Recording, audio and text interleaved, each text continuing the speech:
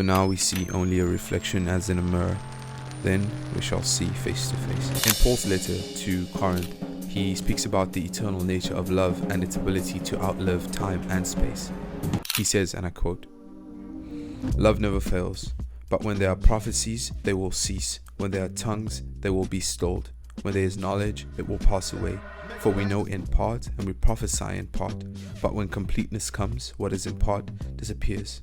The importance of love rings throughout the entirety of this chapter, right? Speaking about how all the gifts, one day they will cease, they will become useless. But love will remain a necessity. Why will the gifts become useless? The gifts will become useless because basically there will come a time where we're no longer in these earthly vessels, and then we'll be able to understand clearly. Then we'll be able to see clearly. What's the point of teaching if you understand clearly? What's the point of prophecy when you see clearly, right? And so a time is coming when we will see as God sees.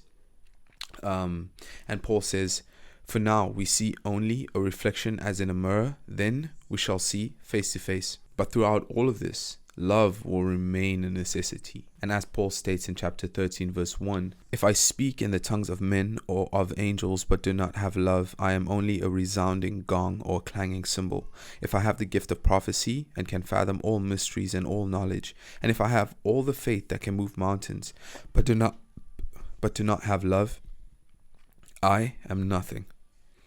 Paul then goes on to make the comparison between a child becoming a man and contrasting that with us now as believers. While we're in these earthly vessels, we think as children and we reason as children.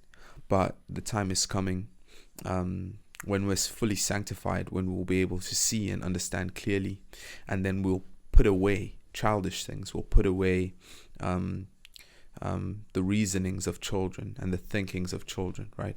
And we will be able to know and understand things the way God knows and understands us. These three remain: faith, abiding, trust in God and his promises; hope, confident expectation of eternal salvation; and love, unselfish love for others growing out of God's love for me.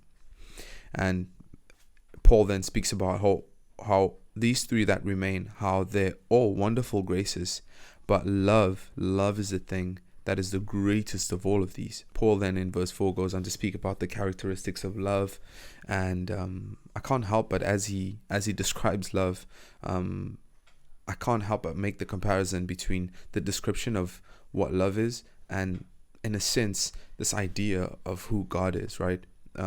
He then goes and describes love and says, "Love endures with patience and serenity.